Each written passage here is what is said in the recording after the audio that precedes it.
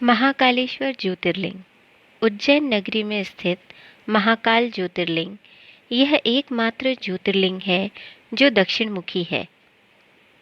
इस ज्योतिर्लिंग की शिव पुराण में वर्णित कथा इस प्रकार है।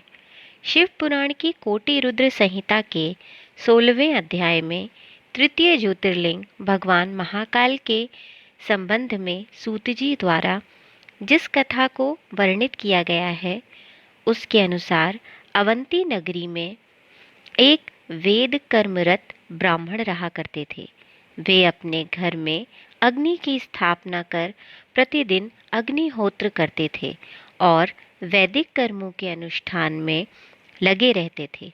भगवान शंकर के परम भक्त वह ब्राह्मण प्रतिदिन पार्थिव लिंग का निर्माण कर शास्त्र विधि से उसकी पूजा करते थे।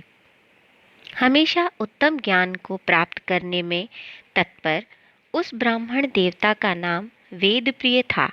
वेदप्रिय स्वयं ही शिव जी के अनन्य भक्त थे, जिसके संस्कार के फलस्वरूप उनके शिव पूजा परायण ही 4 पुत्र हुए। वे तेजस्वी तथा माता पिता के सद्गुणों के अनुरूप थे। उन चारों पुत्रों के नाम देवप्रिय, प्रियमेधा, संस्कृत और सुव्रत थे। उन दिनों रत्नमाल पर्वत पर दूषण नाम वाले धर्म विरोधी एक असुर ने वेद धर्म तथा धर्मात्माओं पर आक्रमण कर दिया। उस असुर को ब्रह्मा से अजयता का वर मिला था। सबको सताने के बाद अंत में उस असुर ने भारी सेना लेकर अवंती यानी उज्जैन के उन पवित्र और कर्मनिष्ठ ब्राह्मणों पर चढ़ाई कर दी। उस असुर की आज्ञा से 4 भयानक दैत्य चारों दिशाओं में प्रलय काल की आग के समान प्रकट हो गए। उनके भयंकर उपद्रव से भी शिव जी पर विश्वास करने वाले वे ब्राह्मण बंधु भयभीत नहीं हुए।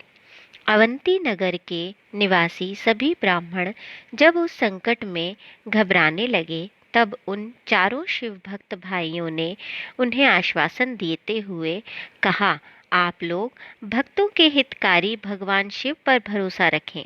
उसके बाद वे चारों ब्राह्मण पुत्र शिव जी का पूजन कर उनके ही ध्यान में तल्लीन हो गए। सेना सहित दूषण ध्यान मग्न उन ब्राह्मणों के पास पहुंच गया।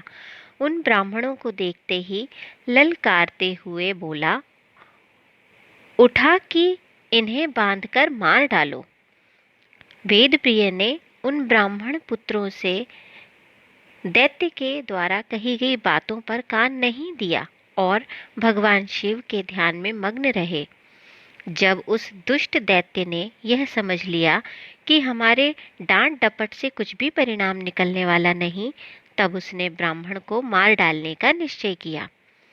उसने ज्यों ही उन शिव भक्तों के प्राण लेने के लिए शस्त्र उठाया, त्यों के द्वारा पूजित उस पार्थिव शिवलिंग की जगह गंभीर आवाज के साथ एक गड्ढा प्रकट हो गया और तत्काल उस गड्ढे से विकट और भयंकर रूपधारी भगवान शिव प्रकट हो गए।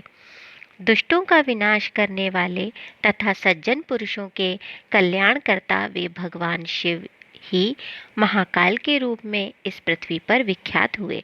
उन्होंने दैत्यों से कहा, अरे दुष्टों, तुम जैसे हत्यारों के लिए मैं ही महाकाल प्रकट हुआ हूँ। इस प्रकार धमकाते हुए महाकाल भगवान शिव ने अपने हुंकार मात्र से ही उन दैत्यों को भस्म कर डाला। दूषण की कुछ सेना को भी उन्होंने मार गिराया और कुछ स्वयं ही भाग खड़ी हुई। इस प्रकार परमात्मा शिव ने दूषण नामक दैत्य का वध कर दिया। जिस प्रकार सूर्य के निकलते ही अंधकार छट जाता है, उसी प्रकार भगवान आशुतोष शिव को देखते ही सभी दैत्य सैनिक पलायन कर गए। देवताओं ने प्रसन्नता पूर्वक अपनी दुंदुभियां बजाईं और आकाश से फूलों की वर्षा की।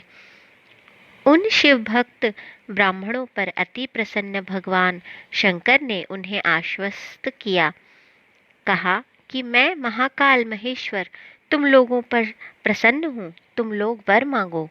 महाकालेश्वर की वाणी सुनकर भक्ति भाव से पूर्ण उन ब्राह्मणों ने हाथ जोड़कर विनम्रता पूर्वक कहा, दुष्टों को दंड देने वाले महाकाल शंभो, आप हम सबको इस संसार सागर से मुक्त कर दें। हे भगवान शिव, आप आम जनता के कल्याण तथा उनकी रक्षा करने के लिए यहीं हमेशा के लिए विराजित हो जाएं। प्रभु, आप अपने दर्शनार्थी मनुष्यों का सदा उद्धार करते रहें। भगवान शंकर ने उन ब्राह्मणों को सद्गति प्रदान की और अपने भक्तों की सुरक्षा के लिए उस गड्ढे में स्थित हो गए। उस गड्ढे के चारों ओर भी लगभग 3-3 किलोमीटर भूमि लिंग रूपी भगवान शिव की स्थली बन गई। ऐसे भगवान शिव इस पृथ्वी पर महाकालेश्वर के नाम से प्रसिद्ध हुए। बोलिए महाकालेश्वर भगवान की जय।